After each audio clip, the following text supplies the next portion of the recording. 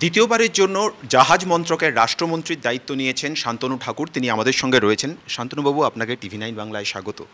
আপনি দ্বিতীয়বারের জন্য দায়িত্ব নিয়েছেন, লক্ষ্য কী কী থাকবে? ডেভেলপমেন্ট। আমরা যে অঙ্কগুলো কষেছিলাম, বিশেষ করে পোর্ট শিপিং ওয়াটারওয়েজে পুরো ইন্ডিয়াতে, সেই যে কাজগুলো বাকি আছে সেই কাজগুলো আমাদের শেষ করতে হবে। কেননা এই কাজগুলো আমি মনে করি যে পোর্ট শিপিং ওয়াটারওয়েজ একটা এমনই দপ্তর, যে দপ্তরটাকে গত 65 বছর ইউপিএ সরকার বিলুপ্ত করে দিয়েছিল। কিন্তু দেখা গেছে যে এই দপ্তরটাই সবচেয়ে বেশি গুরুত্বপূর্ণ হয়ে দাঁড়াবে আগামী দিনে, যদি এটাকে অ্যাক্টিভ করে তোলা যায়। তো সেখানে আমি মনে করি যে কিছু কিছু বড় বড় কাজ আছে। গ্যালাথিয়াল বেতে একটা বড় মানে পোর্ট হাব তৈরি হচ্ছে, যেটাতে ইন্টারন্যাশনাল মার্কেট ধরা যাবে এবং তার মাধ্যমে সেন্ট্রাল গভর্নমেন্ট অনেক বেশি রেভিনিউ জেনারেট করতে পারবে। পাশাপাশি আরও পোর্ট কিছু বাড়াতে হবে। তারপরে ইনল্যান্ড ওয়াটারওয়েজগুলোকে আরও বেশি কার্যকারী করে তুলতে হবে। পরপর একই মন্ত্রক দুবার পাওয়া আপনার ক্ষেত্রেও কিছুটা সুবিধা হলো? হ্যাঁ, নতুন শেখার তো সবসময় শিখতে হয়, কিন্তু সবচেয়ে বড় কথা হচ্ছে যে বেসিকটা আমরা জানি, বেসিকটা আর নতুন করে শিখতে হবে না। তো সেখানে এই সুবিধাটা হয়েছে। এরপরে নতুন যে সাবজেক্ট আসবে আমাদের ক্ষেত্রে, সেগুলো আমরা ঝালাই করে নেব, সেগুলো বুঝতে সুবিধা হবে আমাদের ক্ষেত্রে। আমি একটু বাংলার প্রসঙ্গে আসব। আপনি গত 5 বছর ধরে যেভাবে কাজ করেছেন, যে সময়টাই আপনি পেয়েছেন, মন্ত্রী ছিলেন, তৃণমূল বারবার ধরে অভিযোগ করেছে যে বাংলার 4 জন মন্ত্রী বাংলায় ছিল, কিন্তু সেভাবে কাজ রিফ্লেক্ট হয়নি।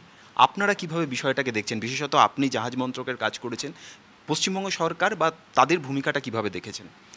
আমি তো মনে করি যে আমি অন্য মিনিস্ট্রি যারা হোল্ড করছিলেন তাদের কথা আমি বলতে পারবো না। আমার যে ব্যক্তিগত, আমি মনে করি আমার নিজের কনস্টিটিউয়েন্সিতে এবং বাংলায় অনেক কাজ হচ্ছে, কারণ আমি নিজে প্রত্যক্ষদর্শী সেখানে।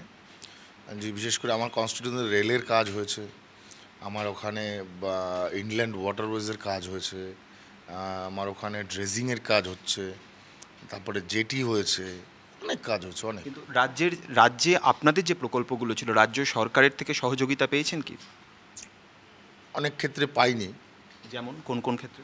যেমন একটা তরণীপুর ব্রিজ করতে চাইছিলাম, যেটা কিনা পোর্ট যে আমাদের যে বর্ডার এরিয়া আছে সেটাকে মজবুত করার জন্য, বসিরহাট বনগাঁকে যাতে কমিউনিকেশনের জন্য সহজতর করে তোলা যায়।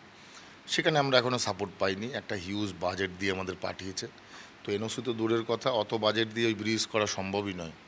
তো সেখানে যার জন্য আটকে আছি। তারপরে ওই ইছামতির ড্রেজিংটাতে আটকে আছি। ইছামতির কিছুটা বাংলাদেশের মধ্যে আছে, সেটাকে আমরা স্টেট গভর্নমেন্ট থেকে যে এনওসি পাওয়ার কথা সেটা পাইনি। এরকম আছে অনেক কিছু। আপনি তো কেন্দ্রীয় মন্ত্রী, কখনো মুখ্যমন্ত্রীর সঙ্গে কথা বলার চেষ্টা করেছেন বা আপনার আবেদন করলেও সেখান থেকে কোনো সাড়া পেয়েছেন? কোনো সাড়া পাইনি। বহুবার আবেদন করেছি, আমার কাছে এভিডেন্সও আছে। 7-8 বার চিঠি দেওয়ার পরেও কোনো উত্তর উনি দেন না। তো যখন উনি উত্তর দেন না, তখন তো আর দেখা করার কথা প্রশ্নই আসে না। মানে আপনার মন্ত্রকের নাকি আপনার ব্যক্তিগত চিঠি? মন্ত্রী হিসেবে আপনার চিঠির কোনো উত্তর মুখ্যমন্ত্রী দেননি? আমার ব্যক্তিগত চিঠি হিসেবে কোনো উত্তর উনি দেননি। 5-6টা, আমি 7-8টা চিঠি পাঠিয়েছি এরকম, প্রায় বহু ক্ষেত্রে কোনো উত্তর পাইনি আজ অবধি।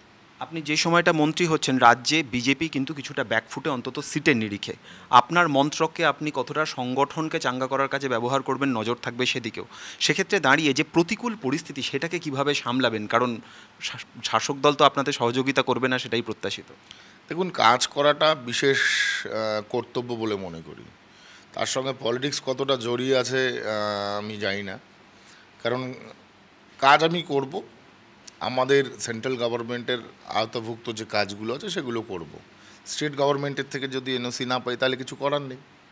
তো সেই কাজ যদি না হয়, দায় থাকবে কার? স্টেটের, গভর্নমেন্টের।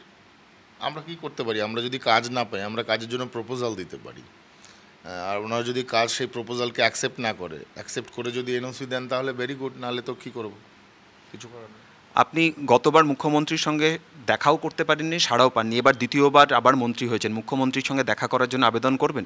না, কোনো প্রয়োজন নেই ওনার সঙ্গে দেখা করার। রাজ্যের কাজের জন্য? রাজ্যের কাজের জন্য উনি আমার চিঠির উত্তরগুলো দিন এবং তাতে এনওসি দিন। ওনার দেখা করতে হবে না আমার সঙ্গে, বা আমারও দেখা করার প্রয়োজন নেই ওনার সঙ্গে। আমি যে আনসারগুলো চাইবো সেই আনসারের জবাব দিলেই হবে। কারণ আমি ব্যক্তিগত অত মানে কাউকে খুশি করতে আমি অত করতে পারি না, আমার দ্বারা হয় না ওগুলো। আমার সাধারণ মানুষের কাজের সুবিধার্থে আমি চিঠি করব। যদি উনি মনে করেন যে হ্যাঁ, উনি যদি বলেন যে সামনাসামনি বক্তব্য মানে কথোপকথনের দরকার আছে, অবভিয়াসলি আমি কথা বলবো। তৃণমূলের অন্য সাংসদরা তারা কাজের জন্য আপনার কাছে আসেন, কখনো যোগাযোগ করেন? না, আজ অব্দি আসেনি কেউ কোনো দিন আসেনি। আমি শেষ যে প্রশ্ন করব তা হচ্ছে, এই মুহূর্তে রাজ্যে বিজেপির যে অবস্থা, যেহেতু আপনি একজন সিনিয়র মন্ত্রী, সেক্ষেত্রে রাজনীতির ক্ষেত্রেও আপনার যথেষ্ট একটা গুরুত্ব থাকবে। সিএএ আপনার এলাকায় হয়ে গিয়েছে, ফলত আগামী লক্ষ্যটা কি থাকবে আপনার এলাকায়? ডেভেলপমেন্ট চাইছি। আমাদের ওখানে এয়ারপোর্টের একটা জায়গা আছে, যদি স্টেট গভর্নমেন্ট এনওসি দেয় তো ওখানে একটা এয়ারপোর্ট করার ইচ্ছা আছে। কারণ আমি মনে করি Kalyani second largest residential plus commercial area.